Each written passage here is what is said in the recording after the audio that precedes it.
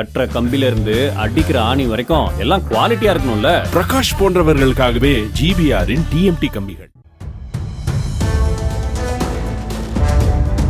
தென் சென்னை தொகுதியில் வாக்களிப்பதற்காக பீகாரில் இருந்த தனது வாக்கை சென்னைக்கு மாற்றியுள்ள ஆளுநர் RN ரவி கிண்டி வேளச்சேரி சாலையில் உள்ள அட்வென்ட் கிறிஸ்தவ நடுநிலை பள்ளியில் தமது மனைவி லட்சுமியுடன் சென்று வாக்களித்தார்.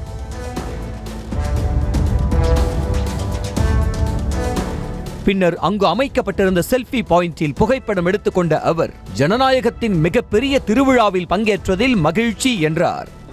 ஜனநாயகத்தின் மிகப்பெரிய திருவிழா. I am immensely happy and proud to have participated in it. This mark is the most beautiful insignia of a citizen. And I would urge everyone, all citizens, especially the first-time voters, to take part in this festival.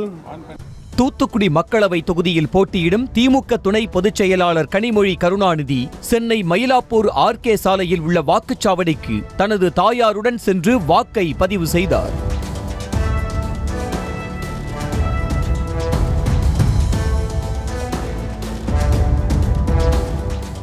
பின்னர் செய்தியாளர்களை சந்தித்த அவர் ஜனநாயக மற்றும் அரசியல் சாசன சட்டத்தை காப்பாற்ற மக்கள் தெளிவாக வாக்களிக்க வேண்டும் என்றும் நிச்சயம் இந்தியா கூட்டணி 40 இடங்களிலும் வெற்றி பெறும் என்றார்.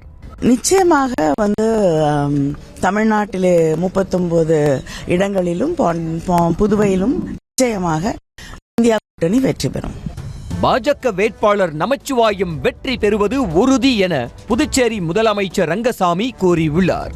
புதுச்சேரிக்கு ஒரே கட்டமாக மக்களவை தேர்தல் நடைபெற்ற நிலையில் முதலமைச்சர் ரங்கசாமி திலாசுப்பேட்டை அரசு ஆண்கள் நடுநிலை பள்ளியில் தனது வாக்கினை பதிவு செய்தார். யமஹா பைக்கில் சென்று வாக்களித்துவிட்டு மீண்டும் அதே பைக்கில் வீடு திரும்பினார்.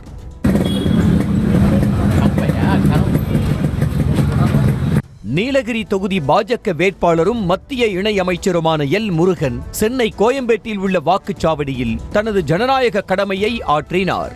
பின்னர் செய்தியாளர்களை சந்தித்த அவர் தேசத்தின் வளர்ச்சிக்காக அனைவரும் 100% வாக்களிக்க வேண்டும் என்றும் 100% தங்களின் வெற்றி உறுதி என்றும் கூறினார். இந்த தேசம் நாம இந்த 2047 நம்முடைய நாடு வல்லரசு நாடாக ஆக வேண்டும். அந்த இலக்கை நோக்கி நம்முடைய அனைவரும் வாக்களிக்க வேண்டும். குறிப்பாக முதல் தலைமுறை வாக்காளர்கள் இந்த முறை மிக வேகமாக அவர்கள் தங்களுடைய வாக்குகளை பதிவு செய்து கொண்டிருக்கிறார்கள். நம்முடைய இலக்கு 100% இலக்கு. இந்த நாட்டினுடைய வளர்ச்சிக்காக நாம் அதை அனைவரும் வாக்களிக்க வேண்டும். சிவகங்கை மாவட்டம் காரைக்குடி அருகே உள்ள கண்டனூர் சிட்டாள் ஆட்சி மேல்நிலை பள்ளியில் முன்னாள் மத்திய அமைச்சர் ப. சிதம்பரம் முதல் ஆளாக தனது ஜனநாயக கடமையை நிறைவேற்றினார். அதன் பின்பு செய்தியாளர்களை சந்தித்த அவர் இந்தியா கூட்டணி அமோக வெற்றி பெறும் என்றும் இந்தியா கூட்டணி வென்றால் பன்முகத்தன்மை காப்பாற்றப்படும் என்றும் தெரிவித்தார்.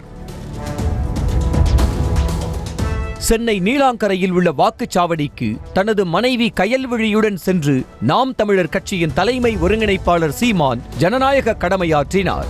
பின்னர் செய்தியாளர்களிடம் பேசிய அவர் மக்கள் ஆர்வத்துடன் வந்து வாக்களிப்பதை பார்க்கும்போது உறுதியாக ஒரு மாற்றம் வரும் என நம்பிக்கை தெரிவித்தார். முன்னதாக வாக்களிக்க வரிசையில் நின்று கொண்டிருந்த சீமானுடன் இளைஞர்கள் ஆர்வமுடன் செல்ஃபி எடுத்துக் கொண்டனர். பெரும் கூட்டமாக வாக்கு செலுத்த நிச்சயமாக உறுதியாக ஒரு மாற்றம் வரும் நான் நம்புகிறேன். சிதம்பரம் தொகுதி விசிக வேட்பாளர் திருமாவளவன் தனது சொந்த ஊரான அரியலூர் மாவட்டம் அங்கனூர் கிராமத்தில் உள்ள ஊராட்சி துவக்க பள்ளியில் தனது தாயாருடன் சென்று வாக்கினை பதிவு செய்தார். பின்னர் செய்தியாளர்களை சந்தித்த அவர் புதுச்சேரி உட்பட 40 தொகுதிகளிலும் இந்தியா கூட்டணி வெற்றி பெறும் என நம்பிக்கை தெரிவித்தார். பாண்டிச்சேரி உட்பட 40 இடங்களிலும் திமுக தலைமையிலான கூட்டணி வெற்றி பெறும். இந்த தேசத்தை மீட்பதற்கான தீர்ப்பை தமிழகத்திலிருந்து எழுத தொடங்குகிறோம் என்பதை அறிவிப்பதற்கான நாள்தான் இன்றைய வாக்குப்பதிவு நாள். தமிழக மக்கள் இந்தியா கூட்டணியின் அல்லது திமுக கூட்டணியின் பக்கம் நிற்கிறார்கள். எனவே ஜனநாயகம் பாதுகாக்கப்படும், அரசமைப்பு சட்டம் பாதுகாக்கப்படும், டெல்லியிலே பாசிச பாஜக அரசு தூக்கி எறியப்படும்.